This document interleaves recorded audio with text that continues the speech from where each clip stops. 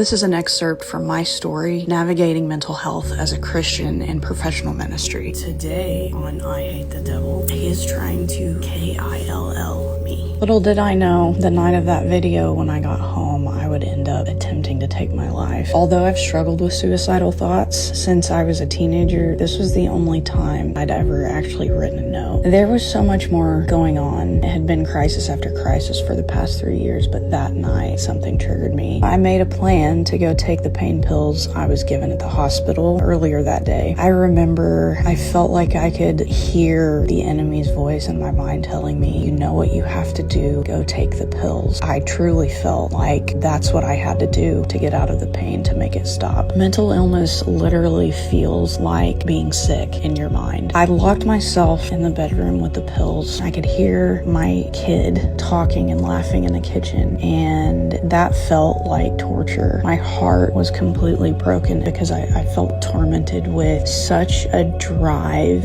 to end the pain and yet not hurt those I loved or leave my children to navigate the world without me. I covered my ears so I wouldn't be able to hear his voice. I was weeping, begging God, give me the courage to just take the pills. My husband got in the door before I could take them, and after a fight to get the pills away, I eventually went to bed. The next day, I willingly checked myself into the hospital, and I didn't even know what I was doing there because this was my second time in about a decade. I could not understand, how did I get here again? I only stayed there for a couple of days this time because I really didn't need to be inpatient. I needed to be taught coping strategies for the suicidal thoughts that I had always had. But this was another huge turning point in my life, and it's what put me on the path of helping others understand what it means to renew your mind. I ended up doing 5 weeks of an intensive outpatient program immediately, and all of this while being on staff at a church. And that has been and will continue to be shocking and upsetting to some people. But the only thing that matters to me is that there will also be people who need to hear this. It will give them hope that mental illness is no respecter of persons. And unfortunately, many people don't understand that this is not a moral failure. It doesn't disqualify you from ministry or relationship with God. There's also nothing to be ashamed of, and there is always hope. And although since then there's been even more pain and crisis to deal with, God taught me exactly what I needed to know about taking thoughts captive and submitting them under the authority of Christ. He gave me exactly what I needed to move through that next season without it taking me out, because that's what the enemy tried to do. The enemy can't take your life from you, but he can convince you to take your own. Don't fall for it. If you need help, there is always help.